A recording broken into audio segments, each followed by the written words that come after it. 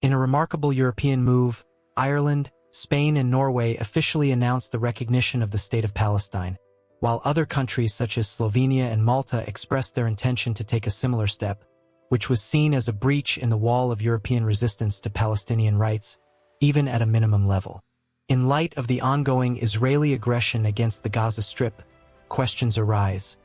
Will this lead to a broadening of European recognitions? Where is the global recognition process heading? To what extent will this serve the Palestinian people's struggle to get rid of the occupation?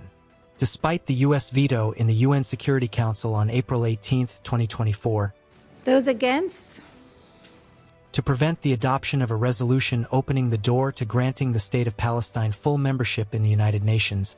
the Assembly adopted on May 10 a resolution on Palestine's eligibility for UN membership, with 143 countries voting in favor and 25 abstaining. The move to put the issue of statehood back on the table came after the Al-Aqsa flood operation raised the importance of the issue, which had almost dissolved in light of the normalization process and security cooperation between the occupation and Arab countries, as well as the continuation of settlements, the annexation of Palestinian lands, and the Judaization of Jerusalem. It was also linked to the desire of U.S. President Joe Biden's administration to find a way out of the Israeli war on Gaza by proposing a political solution to the Palestinian issue based on Israeli recognition of a demilitarized Palestinian state,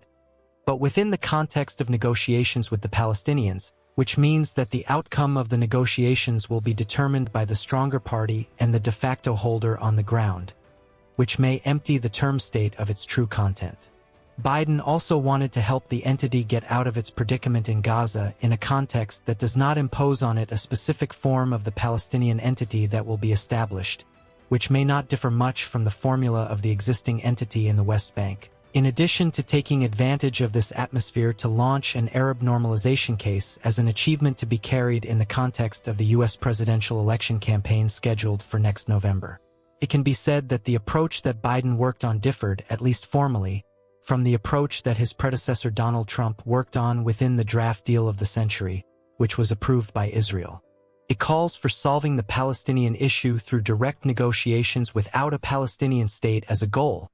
within the framework of a comprehensive Arab normalization known as the Abraham Accord, which the Palestinian Authority rejected. The occupation government has refused to respond to the U.S. administration's demand, even if this demand is a formality and provides it with a state of integration in the region under U.S. auspices,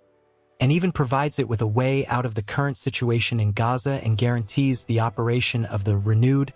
Palestinian Authority in the potential vacuum that may arise after the end of the war. For its part, the PA tried to ride this wave by escalating the recognition of the state at the United Nations, where it has been an observer since 2012, to a full member state, in an attempt to capitalize again on the increased global interest in resolving the Palestinian issue following the Israeli war on Gaza, and to seek global recognition of the Palestinians' right to a state on the territories occupied in 1967. The recognition of the Palestinian state by 3 European countries is an indication of the beginning of the disintegration of the European position in support of Israel, which was also represented by a number of these countries demanding an end to the war on Gaza, unlike the position that was formed after October 7th, and that the number of countries that will recognize Palestine is likely to increase. Sweden was the only European country in the European Union that recognized the State of Palestine in 2014, in addition to the recognition of 8 other countries before joining the Union, namely Bulgaria, Cyprus, the Czech Republic, Hungary, Poland, Romania, Slovakia, and Malta, while Iceland and the Vatican, which are outside the framework of the Union, also recognized the State of Palestine. This means that within a short period of time, 13 European countries will have recognized the Palestinian state out of the 27 countries included in the European Union, which in itself is an important gain for Palestine and the Palestinian cause, as the total number of countries recognizing Palestine now stands at 146 out of 193 member states of the United Nations. In fact, the main motivation for an increasing number of countries to approve a Palestinian state is not only due to what happened in the Al-Aqsa flood and its aftermath, but there is a desire by the countries of the world to punish the entity for committing massacres against humanity, genocide, and war crimes without being deterred. In this context, Spanish Prime Minister Pedro Sánchez stated that Israeli Prime Minister Benjamin Netanyahu has no peace project for Palestine. Despite the fact that European countries criticizing the recognition believe that this recognition could be interpreted by Hamas as a reward for its terrorism. This means that Israel's relations with the European side will go into successive crises, especially with the readiness of the occupation government to take diplomatic measures against the recognizing countries. The American position, which constitutes a political protection network for the entity, has also witnessed a decline in its power and hegemony after the United Nations General Assembly resolution supporting the Palestinian right to statehood, in addition to its differences with the entity over the issue of statehood, which represents the core of the American move to organize the region and prepare for China and Russia, as it has come to see Israeli militancy as a stumbling block to this. The PLO resorted to declaring the establishment of a state on the territories occupied in 1967 in what was known as the Declaration of Independence on November 15, 1988, as an attempt by the late leader Yasser Arafat to reap the fruits of the uprising that broke out on December 8, 1987, as part of a political process that began with the 10-point program in 1974, which called for the establishment of a Palestinian national authority on any part of the Palestinian territory that is liberated. Through this move, the PA is trying to take advantage of the legal significance of recognition, which means the right of the Palestinian people to self-determination and to choose their own political, economic, and social system, as stipulated by the principles of international law and the United Nations Charter. This means that the Palestinian people will refuse to negotiate on this right,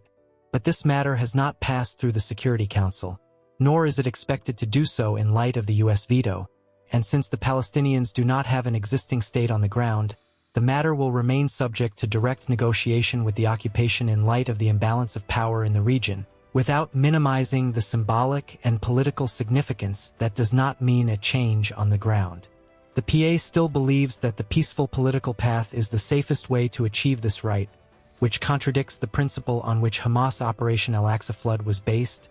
and the resistance program it adopts in the West Bank, which the PA fights against. Hence, the disparity in Palestinian approaches and the PA's efforts to fight the resistance hinder the integration of Palestinian political efforts in favor of an independent state,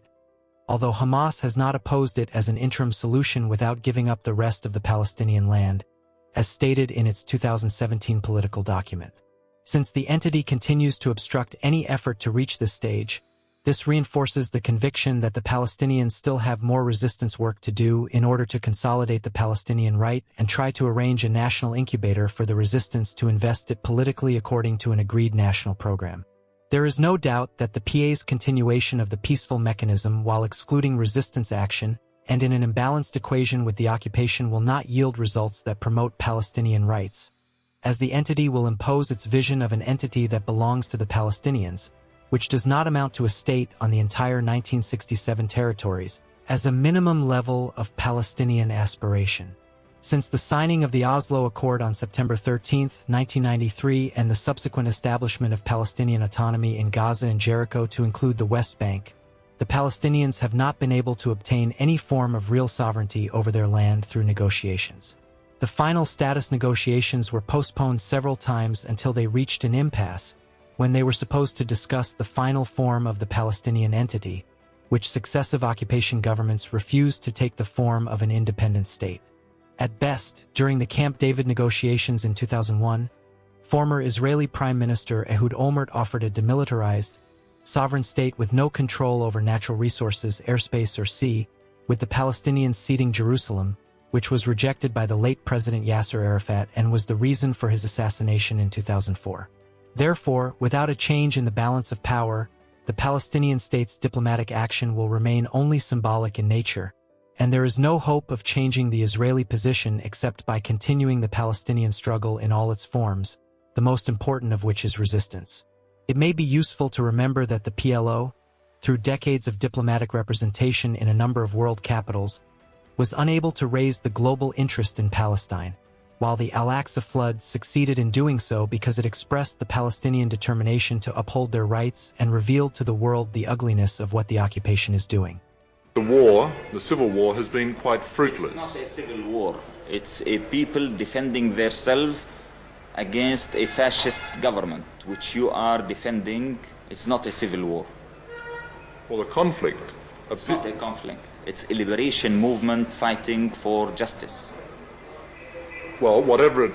might be best called. It's not whatever, because this is where the problem starts.